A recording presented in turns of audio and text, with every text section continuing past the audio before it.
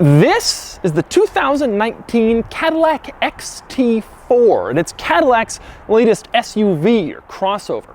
BMW and Mercedes-Benz both have 7 different SUVs in their lineup, but Cadillac only has 2, the larger Escalade and the midsize XT5. With the XT4, that lineup expands to 3. I've borrowed this XT4 from TUSTIN Cadillac here in Orange County, California. TUSTIN Cadillac, of course, has all of the new Cadillacs, including the XT4, which has just gone on sale as a brand new model. And it's about time. Cadillac's 2 SUVs just weren't enough to compete in today's world, where it seems that all buyers want are crossovers and SUVs, so this is number 3. It's a smaller model. It's designed to slot in between the really small luxury SUVs like the BMW X1, the Audi Q3, and the Volvo XC40, and the sort of small luxury SUVs like the BMW X3, the Audi Q5, and the Volvo XC60. The XT4 is offered with only one powertrain, a 2-liter turbocharged 4-cylinder that makes 237 horsepower, and it's available in either front-wheel drive or all-wheel drive. Pricing starts around $36,000. So today I'm going to take you on a tour of the XT4, and I'm going to show you a few of its most interesting quirks and features. Then I'm going to get it out on the road and drive it, and then I'm going to give it a Doug score.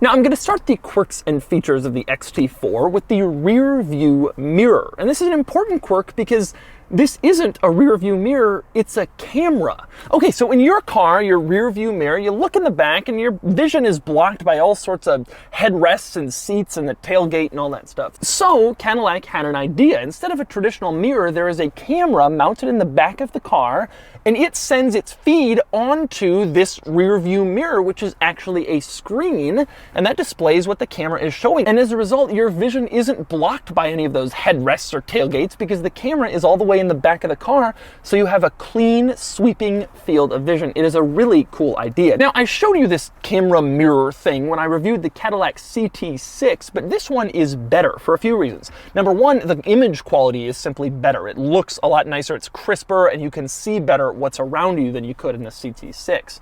But that isn't all. You can also zoom. That's right, you can zoom in with your rear view mirror. That's what happens when your mirror is a camera. And you can also adjust it. You can tilt it up or down, and then it will focus on that portion of the screen, higher or lower, depending on your personal preference. So Cadillac has somehow found a way to improve on the mirror. Now, it's worth noting that you also have to have a regular traditional mirror. This is regulatory. The government requires, if you're going to put in a mirror screen, apparently, to also have a regular mirror, and so Cadillac has both, but the screen is what you're going to want to look at. Now, speaking of cameras, another interesting item with this car is that it has cameras seemingly everywhere. Take a look at this. I shift into reverse, and then all of your camera options come up, and there are many of them. You can see just about any possible angle up close with various cameras mounted all over throughout the vehicle. Now, this has gotten relatively common in really expensive luxury vehicles like the new BMW 7 Series, the Audi Q8, expensive luxury cars and SUVs, but this, the sticker price is under $55,000. This is probably the cheapest car I've ever seen that has this many different camera angles. It seems like you can look at just about anything you want to if you're backing up or moving at low speeds in this car. Now, next we move on to the center control stack. In prior Cadillac models, they haven't had physical buttons. Instead, they've had this black electronic touch panel, and you tap something and then you get haptic feedback, and that's how you know you've tapped it. Well, apparently people complained about that. It was too futuristic, and so this car will satisfy just about anybody who's ever complained about too many functions are absorbed into the infotainment screen. This car has basically a physical button backup for everything. You can see there are buttons for the climate control, or you can adjust the climate control in the center screen. You can also change the stereo track, change the volume, change the stereo mode, or again, you can do that in the center screen. So there really are physical backups for basically everything. I guess Cadillac figured rather than try to force new technology on people, just give them what they're familiar with. One interesting item to me is there's even a physical backup for the infotainment system home button. There is a home button in the infotainment system, but if you don't want to deal with touching it at all, you can press this home button right in the middle and it will go back to the home screen, and then you can control it with all the other physical buttons. You never have to touch the screen if you don't want to. And yes, like I mentioned before, that means the Cadillac volume slider is gone, where you slide your finger and it turns up and down the volume. Now there's a standard knob, and below that there's a larger knob that once again you can use to cycle through various different items on the infotainment screen, so you can have hard button and dial backups for everything. Now, one very futuristic piece of technology here, you can see next to the home button there is a little N. That is for the near field communication system in this car, which is sort of like a super Bluetooth. If you have a phone with NFC enabled, you can hold it up to this N and then it will sync up to the infotainment screen without you having to like go into a menu to set your Bluetooth. It's even simpler than that. You just tap it and you're paired. That is really cool. A few other interesting items in this car that aren't necessarily tech features.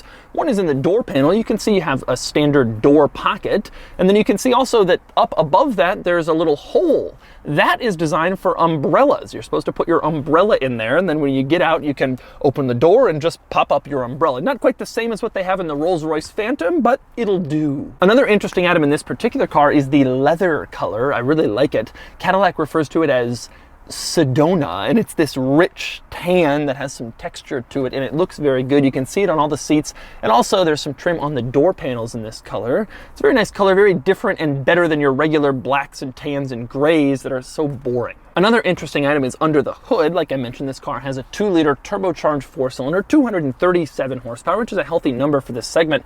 But I really like the fact that on the engine cover it says turbo in huge letters. Not Cadillac, not General Motors, but turbo!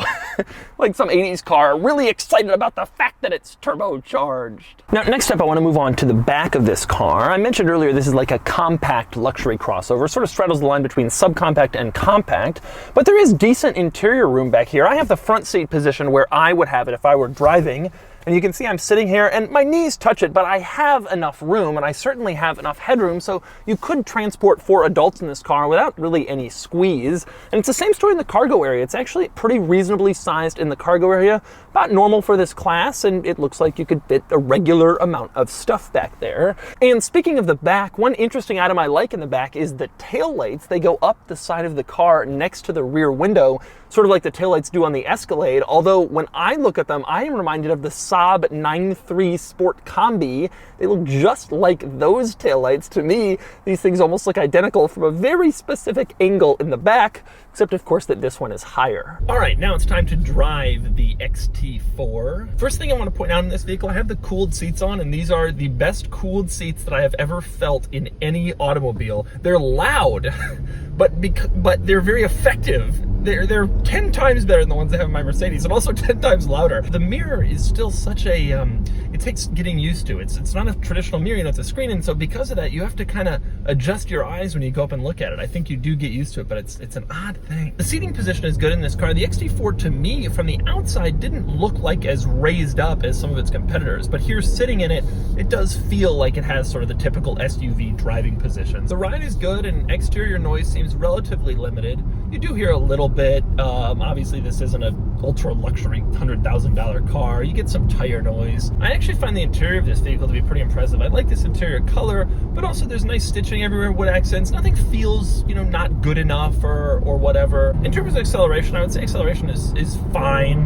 Normal for this class, but nothing special. This is not a XT4V. This isn't a high performance vehicle.